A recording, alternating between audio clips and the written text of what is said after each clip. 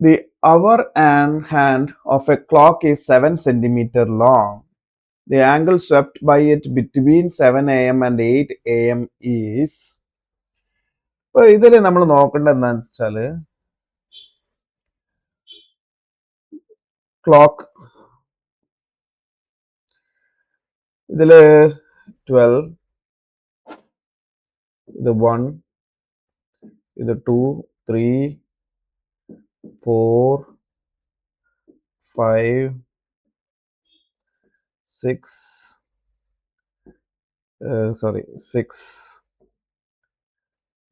7, 8, 9, 10,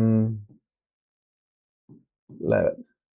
ഇതിൽ 1 അവർ എടുക്കുമ്പം കംപ്ലീറ്റ് ചെയ്യുമ്പം അവർ ആൻഡ് എത്ര ആംഗിൾ ആണ് ആയിരിക്കും convert swept ചെയ്യുന്നുണ്ടാവുക?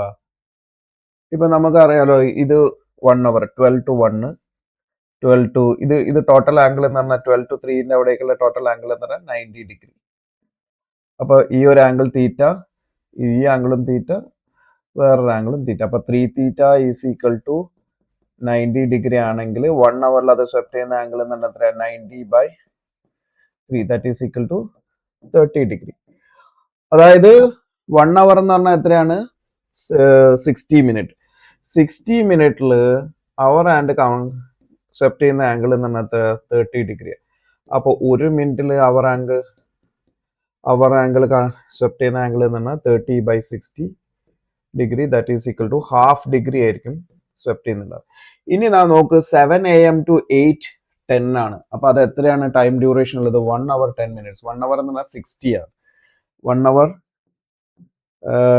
10 minutes. That is equal to 60 minute plus 10 minute. That is equal to 70 minute. 1 മിനിറ്റിൽ അവർ ആൻഡ് സ്വെപ്റ്റ് ചെയ്യുന്ന ആംഗിൾ എന്ന് പറഞ്ഞാൽ ഹാഫ് ഡിഗ്രി ആണ്. 70 മിനിറ്റിൽ എത്രയായിരിക്കും അത്? 70 into half degree, that is equal to 35 degree. ഇതാണ് ഇതിന്റെ ആൻസർ. ഉണ്ടോ? ആൻസർ ഉണ്ടോ? സി ആണ് ആൻസർ. 35 degree. Thank you.